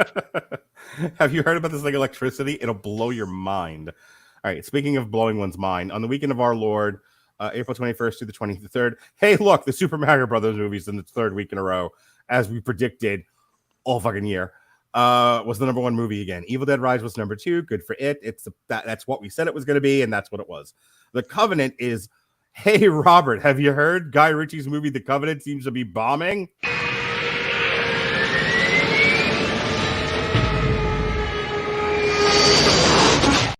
Between Operation Magariac and The Covenant, Guy Ritchie not having a good year. Okay, hang on. Operation Ruse de Guerre was the unfortunate victim of like politics about release schedules worldwide. That wasn't his fault. No, I get that, but still. Here's the thing about The Covenant. Jake Gyllenhaal is a good actor. Okay, he's a very good actor. If Jake Gyllenhaal is your lead, that does not speak well about the movie. Okay, this is something I have learned watching a lot of stuff he's been involved in. No, it might be an outstanding movie. It's just not going to make any money. It's why I have no hope for the Roadhouse. One of many reasons I have no hope for the Roadhouse remake. Like, hey, Jake Gyllenhaal is our lead. Well, again, it's not a good sign. He's a great actor, and I mean that sincerely. Great actor. John Wick fell from 3 to 4. Dungeons and Dragons 6 to 5. Air 5 to 6. The Pope's Exorcist, which Kelsey saw, that it was good. We're not going to get to it. Apparently they're working on it. Apparently they're working on a sequel. Oh boy, 2 to 7. Renfield 4 to 8. Oof. Yeah. Opened soft and fell hard. Yeah, you know, look, I heap a lot of praise on Universal, but they can't all be winners or zingers for that matter. This opened up in wide release. Beau is Afraid. I told you earlier in the year that you and I may need to dedicate some time to catching up with some of these A24 films. We definitely may need to at some point schedule like a triple feature anchored by Beau is Afraid. Considering the number of critics who have looked at this movie and went, "This is a terrible movie," and the studios should never, like, this is what happens when studios give unfettered creativity to the creatives. You can't do this, and everyone with a brain went, "You're an idiot." Yeah. So we may have to come back to Beau is Afraid when it's on PVOD. Suzume dropped from 7 to 10. Chevalier. Ooh, speaking of bombs. Yeah, debut number 11. Heard it's great. Hey, tell you what. How about we make a movie about a stunning and brave black man on the eve of the French Revolution? Hey, look, this will draw audiences. This will no. The Kelsey was one of 5 people who saw it and thought it was fantastic. That That speaks very poorly about the film's quality. I understand. Spirited Away re-release was number 12. Somewhere in Queens debuted at number 13. And Little Richard, I Am Everything. You are Little Richard. You are 32. It wasn't. Other People's Children Stink. No, just sorry, it's just Other People's Children. 33. That is the title of Mark's sex tape. Yep. Carmen 34. Cadejo Blanca 43, and that is The Weekend That Was. All right, worldwide. On the right side, with no surprise at all, and looking to make $1 billion this weekend as it goes up against Big George Foreman. Hang on, it's not going to hit $1 billion this weekend. It might take one more because we're only at 888. It's not making 100 and what, 12? Maybe. Anyway, it's the number one movie in the world right now. Utterly embarrassing. Everything about Disney and everything that's coming up. Just, oh yeah. Oh my God, Disney for shame. Anyway, Super Mario Brothers just pissing all over Disney. Disney about to go through their second round of 3 planned rounds of layoffs, by the way. So a lot of people about to be out of work over there, which is unfortunate. And Ant-Man and the Wasp, number 2 at $474 million. Losing money. Congratulations, you lost money on a movie that grossed $474 million. Yeah, I had to explain this. The girl I'm dating right now, is not somebody who studies movies, and I had to explain. She was like, "Oh, it made $474 million. It made a lot of money, right? It doubled its budget and all of that. It made money." I'm like, no. Let me explain to you why you're wrong about all of that. Yeah, and why this trend of making movies for $200 million and spending. First of all, the listed budget for Ant-Man and the Wasp at 200 is probably about 50 million short. Most of those big budget blockbusters do have about that much overrun. Yeah. So it needed 500 million, which it did not hit. To say nothing of advertising, to say nothing of anything no. Creed, number 4. Hey, for those of you who listen to our money segments and go, you guys do like the smell of your own farts. Yeah, I fucked up on Dungeons and Dragons. I'm sorry. I was really bullish. That's not good. 178 million. Yikes. I was so much more bullish on that movie, and it went off a fucking cliff in a barrel. Scream 6 currently on Paramount Plus at 168. Shazam, speaking of bombs, at 132 million. Hey, Mark, you have to revive the bit for just this one. Because Shazam is currently doing worse than Morbius. Bethana at 128. Chevy, my fluffy friend, at 86. And Cocaine Bear currently in the top 10. Woo! Our Earth Sign Overlord at 86 million. All right, here are the movies currently doing worse than a 25-year-old Titanic.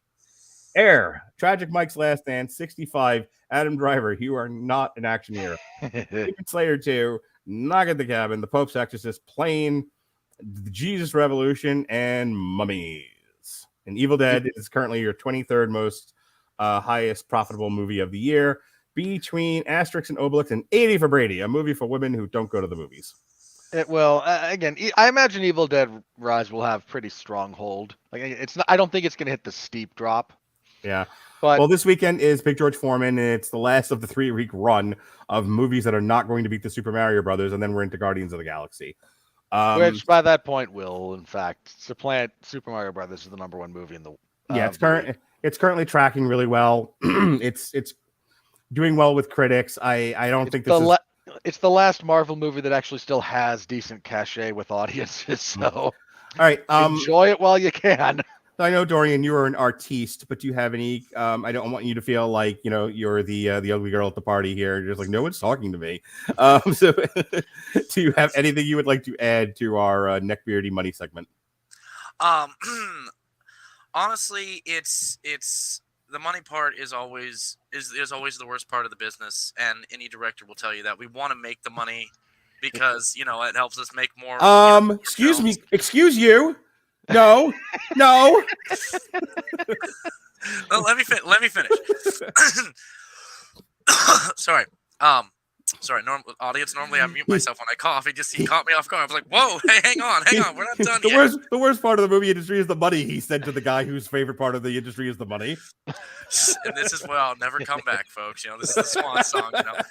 No, I shouldn't say it's the worst part. It's sadly the most in the creative process, it is the most annoying part because it, that depends on if you get another film, For every person with a vision, there's an executive going, yes, but what is Baby Yoda doing in all of this? And then that person walks into traffic. What's Baby Yoda doing as we have the Mandalorian walk very slowly for 10 minutes across screen, then have Bo-Katan repeat it, and then... we all saw the Critical Drinkers review. We got it. Golly, I didn't realize it. No, I didn't realize how bad that issue was with that show until I knew there was a problem with it. Yeah, but it's one of those things. It's like, something's wrong here, and I'm not quite sure what it is. And then somebody goes, "The Emperor has no clothes on," and you go, "Oh, that's it." Right. I'm looking at a grown man's penis. That's what's wrong here. Speaking of grown man's penises, go ahead, Dorian. Finish your point. No, but yeah, well said. It's great to see though. The fun part of the money thing is to see what audiences are actually enjoying. And again, like as we said, you guys said last weekend, and again, the money part is always where I'll be probably the most quiet, unless I have something really important to say. But yeah, Super Mario Brothers is going to roll, the world until Guardians of the Galaxy comes out. But then again, we've been wrong before, Super Mario may just continue to rule until everyone's seen it. It's the Top Gun Maverick of this year, Super Mario. Right. It never leaves. Go away, Tom Cruise. Go away. Studio executives killing themselves en masse. We don't understand. All right. Yeah, no, that's basically was my thoughts on that. Fantastic. All right. With that said, here is the critical review. Are you ready? No!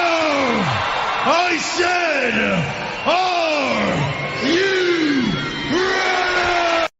ready? No, God!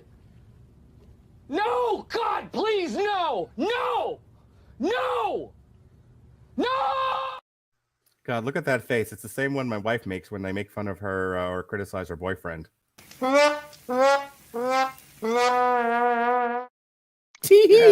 You had that very well queued up. Yeah, I wrote it down and everything. You've been sitting on that for a while, haven't you? I have thoughts. Anyway. 1 hour and 41 minutes. He's been like, let me fire the gun. I play these podcasts at night. Anywho, it's a good thing my wife isn't supportive and doesn't listen to my podcast. Which is whistling Dixie or is asleep by the time we get to these parts. All right, the 85% on the tomato meter, 80% audience score, so about the same. The Rotten Tomato written chat GPT segment here, offering just about everything longtime fans could hope for, while still managing to carry the franchise forward. Evil Dead Rise is all kinds of groovy. Yeah, baby. Hang on. Before we get into these proper, this brings up an interesting point. Yes. This is successful enough that we're probably looking at a sequel. Yeah, I think they've already talked about greenlighting a sequel. So, very briefly, how would you go about doing that? What's your pitch? What do you want to see out of the next Evil Dead movie? I mean, here's the thing, what is an Evil Dead movie? A close quarters encounter with a monstrous zombie. Now we're talking about locations and characters and set pieces, setups. We did an apartment, we've done a cabin in the woods. Where do you want your claustrophobia to be set in? Dorian, you're the artist here. I'm just the visionary that sets people up to make magic. What magic do you have in mind? Well, and again, sir, get your finger ready on the put his camera and mute him away. As we move forward into, obviously, we're at the start of the 2020s, and Evil Dead's been out for at least it's been out for 40 years now, isn't that? We're tiptoeing on 50. Original was in the 80s, yeah. 80s, yeah. So there's been a lot of conversation, especially stuff like Indiana Jones, stuff like that. Does it end with Harrison Ford or should the adventure continue? I'm going to take a step forward since Bruce Campbell has said that he really doesn't want to play Ash anymore. He feels like he's out of that wheelhouse now. Is that since we have in this film talk of a displaced Ash, let's find an actor who will not imitate Bruce Campbell, but bring something new to the Ash character for this new generation so that the character itself can continue in a different way. It's the same thing we've done with Batman and Superman over the years. So my pitch for it is we do the time displacement thing. We lean heavy into that. And we can either settle what happened at the cabin at the start of this film, or we can just leave it to, be discovered. For just, love of the old films as well. If you want your claustrophobia, let's put it in an S-Mart. I'm fine with that. And It's a little. Isn't that like Night of the Living Dead though? Where they end up on top of the mall? that Dawn was of the Dead. Dawn of the Dead. Yeah. But since I remember Sam Raimi saying that he took a lot of inspiration from Night of the Living Dead and Romero's movies.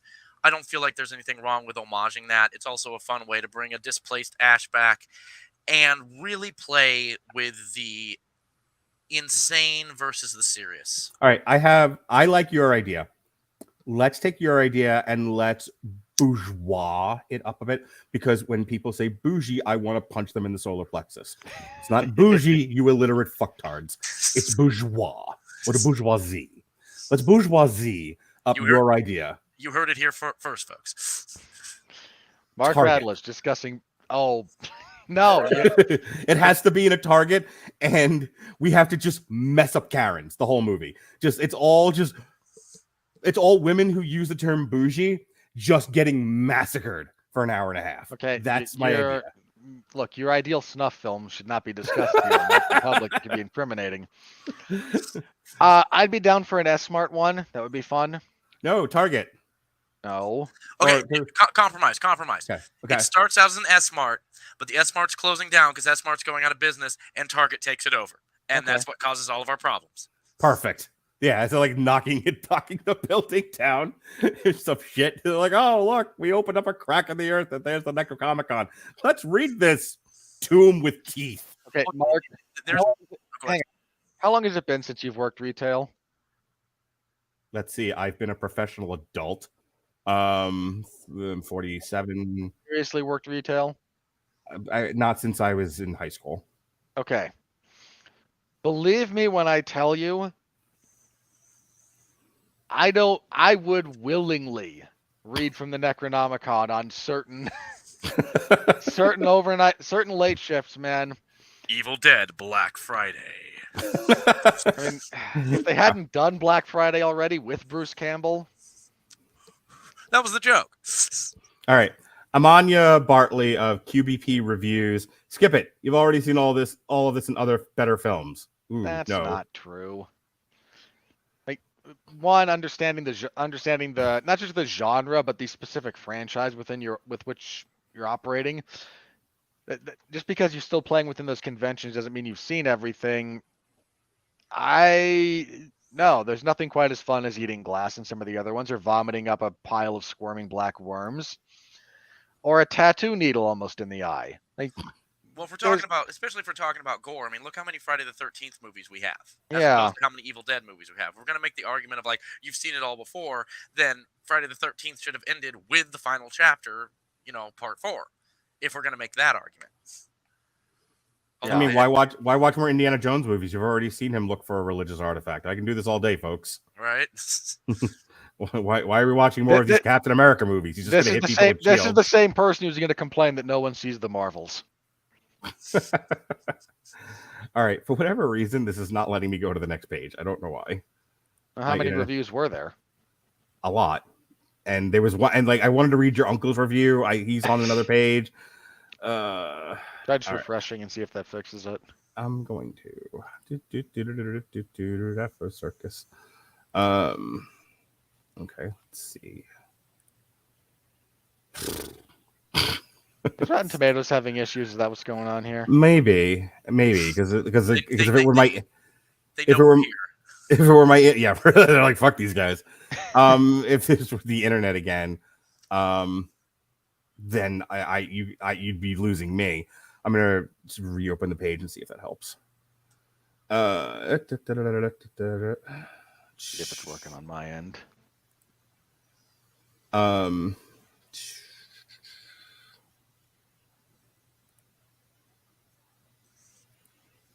Yeah, it's like it won't let me go to the next page. Let me try it on my phone. Otherwise, we might have to just abort this segment. Technical difficulties.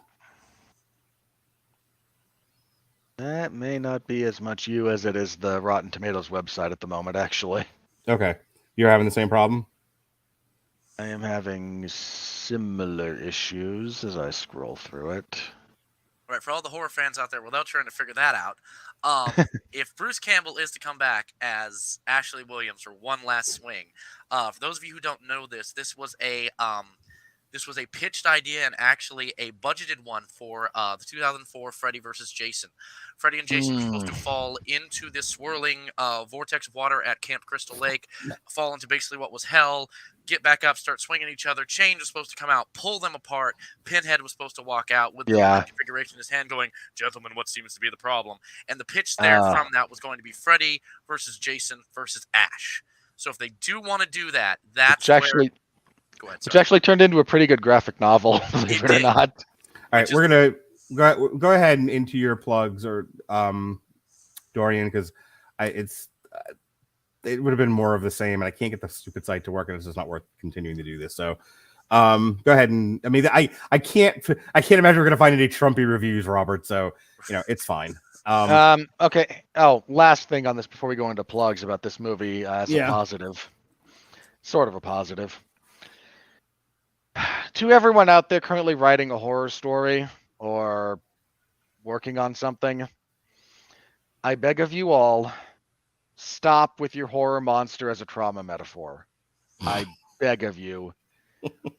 That is so played out at this point. Look, horror movies is where we work out our mental health issues, people. I'm fine with that. I don't need trauma. I don't need any more monsters that are clear metaphors for trauma. No one does. There's a billion of them. You're not as clever as you think you are. Please try harder. Right. Please. Go ahead, Dorian.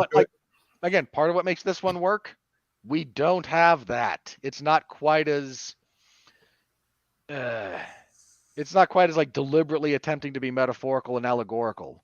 Yeah. And too much of that in the horror genre these Dorian days. Price of Freak Pictures. Show us where you pissed from. Yeah, it's actually it's Frikey Pictures, but close enough. That's actually, we kind of pulled it from Freak anyways. Yeah, we're on Instagram at Frikey Pictures. We are currently in the final writing segments of a script that we're going to be pitching to several production companies, first and foremost, which will be Shudder. So fingers crossed on that. Good luck to you, man. Good luck to you. And I know Robert's not going to like this, but we are taking a situation and a health issue that people suffer from, and that is often ignored or told just, hey, get over it, and we are personifying that into a monster. So if that's what you mean by trauma, you might want to skip this and get it through. That taking something like that and doing it is, I mean, more specific trauma. Like, everyone took the wrong lesson from the Babadook, which is about grief, and tried to make it about, she watched her husband get decapitated. So this will be our trauma monster. Like, please stop.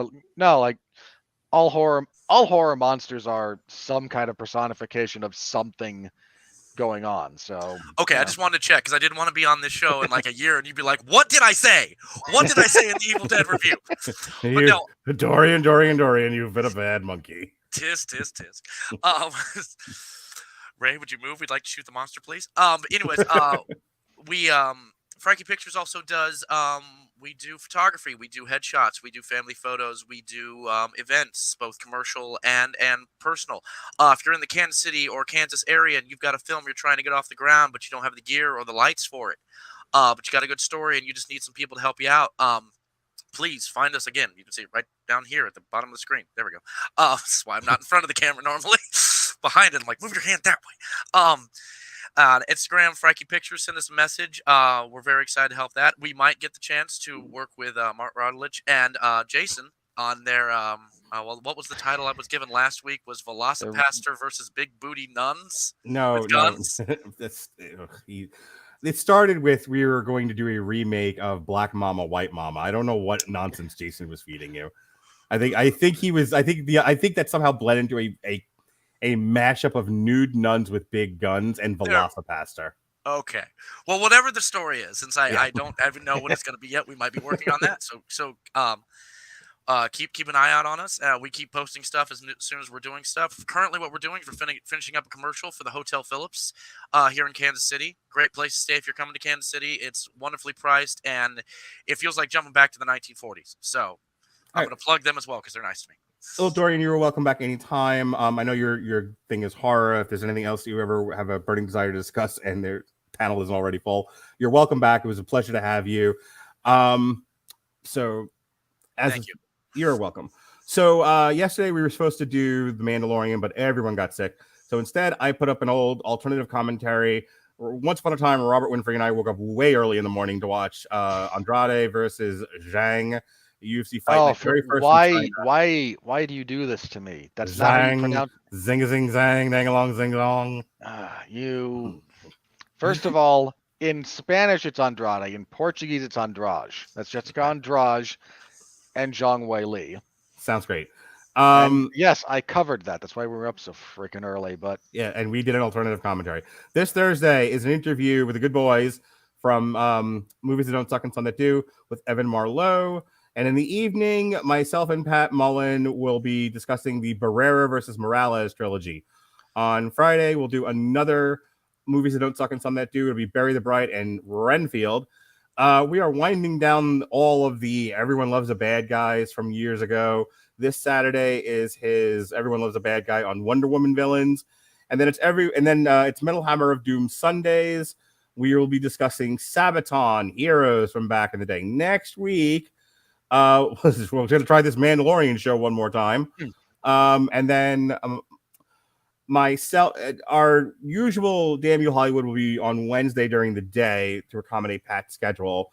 And I'll tell you why in a second. So Tuesday night, instead of hanging out with ne'er-do-well females who blow me off, instead I'm going to hang out with men who attend to their appointments and show up for podcasts when I tell them to. So I think it's a better deal for me. What do you think, Dorian? I agree. Indeed. That's a better use of time and money. That's right. So instead, myself and David Wright will be reviewing Picard season 3. Apparently, it's much better. Yes, apparently it's so much better than The Mandalorian. It's funny how they switched. Well, it's not just better than The Mandalorian. Like, it's so much better than the first 2 seasons of Picard. It's almost shocking. Yeah, I know. It really did feel like they when they started, they hadn't tied their shoes. By the second one, they'd gotten one shoe tied, and by this one, they had them on, and they knew what they were hitting their stride. I'm a Star Trek fan too, like not a super hardcore Trekkie, but this one brought some tears and some really cool moments. Even though by the time I was born, Star Trek was The Next Generation was ending. So yeah, the fact that you can just watch season 3 of Picard, you don't have to watch the first 2 seasons. Just watch the third one. We've reviewed the previous 2, and like season 1 was utter trash, and I just laughed at it for an hour. Season 1 rather. Season 2 wasn't too bad, and then I've just started season 3. I just watched the first episode today. I'll have it watched by next Monday, obviously. And like I said, I've heard nothing but good things about it. So looking forward to talking with my good buddy David of our Picard season 3, and then we will be doing the MU Hollywood for Big George Foreman, which I'm taking my kids to this Friday. It'll be myself, Pat Mullen, and the Robert Winfree. On Thursday, we're doubling up on Damn You Hollywood. We're going to do another noon show, but this time it's going to be myself, Alexis Hana, or Robert Winfree, and Zach, I think. It's during the day. I guess if he's off. I thought he teaches, but we're also going to be using this as a discussion. It's like instead of doing a money segment, because it's a streaming video for Peter Pan and Wendy, we're going to, instead of doing the money, we're going to do an impromptu Everyone Loves a Bad Guy, Peter Pan. And why are we doing this in 10 words or less? I'm participating in this podcast explicitly because when you said, hey, we're doing this, I said, Peter Pan's not the hero of that story, right? Right. And this is after Jason, who is a troll and tries to incite argument and violence in our nice, peaceful group chat, said that Peter Pan was a child trafficker. And you could make the argument. Oh, no, you can't. So you can. I'm doing this next Thursday. So the long and the short of that is, I said, Jason brought up, this brings up a weird thing about, age consent. How does that work with vampires? There was a lot of stuff that went into that discussion. And right in the But basement he went. But I just said, because I have a thing about it, I said, like, Peter Pan's not the hero. Right. So we're going to talk all about that with our and review Mark, of Peter Pan and and Wendy. so Mark said, wait, what? How could you possibly hold this position? And I said, look, I have a thing for this. I have an argument that I can make about Peter Pan not being the hero of that story that I support entirely with the text. I can see the Dorian's same way, soul dying. the same way that I argue that Romeo and Juliet is a comedy the entire way through, not just the first two acts. Okay. So check that out Thursday for the brilliant movie craft discussion of Peter Pan and Wendy streaming on Disney Plus, and the ludicrous argument that Robert will be making that Peter Pan is the villain of his own fucking story. Hold on. You used a word I didn't use. Ludicrous? He's not the villain. Okay. I just said he's not the hero. Show us where you piss from. I can show you where I piss onto. If you just lean your head down a little bit lower. Jerry.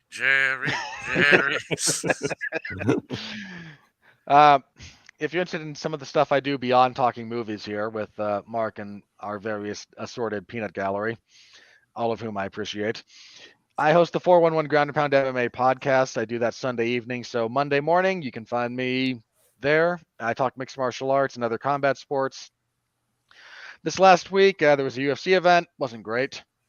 I talked a bit of boxing because Gervonta Davis knocked the stupid out of Ryan Garcia, and it was punched him right in the liver, and Ryan Garcia started to do math and then forgot everything. Yeah, his body shut down. It was great. Yeah, it was one of those delayed knockdowns too. Where he's like, "I'm okay.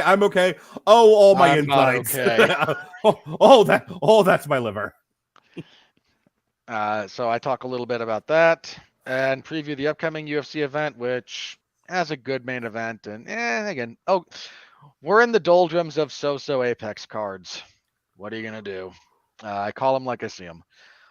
If you're interested in me calling them, my reports for these and live coverage is in the MMA zone of 411mania.com. So go ahead on over there. Every Saturday, pretty much, I'm there covering them. So follow along if you're so inclined. I appreciate it. I was a little bit late to this last one because, well, we had to put my dog down around 2, and the thing started at 2:30. So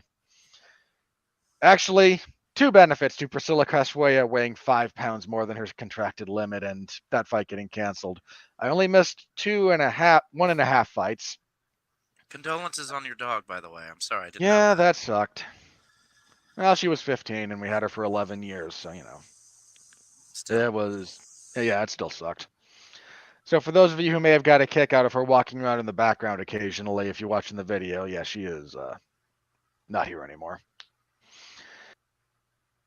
But my full report's up there. I cover professional wrestling as well. AEW's Dark Elevation on Monday, WWE SmackDown on Fridays, and occasionally I pinch hit on other shows as necessary. AEW had a best of. They had a best of Elevation clip show released this week, so that was fun. Not sure it was almost 90 minutes worth of fun, but it was there. And again, SmackDown on Friday should be a good time. It's the start of the draft, which they're totally going to make mean something this time around. We super promise. Yeah, I'm very cynical about the world of professional wrestling. All right, folks. So that's where you can find me again. Next week, we'll be back here to talk Big George Foreman and his religious experience. Again, thank you to Dorian Price. Thanks to Jason, Robert. This has been our review of Evil Dead Rise from Your Grave. Be well. Hang on. Oh my God. We need 2 more movies, then we need Land of the Deadites. Just saying it. Terrific. Be well, be safe, and behave.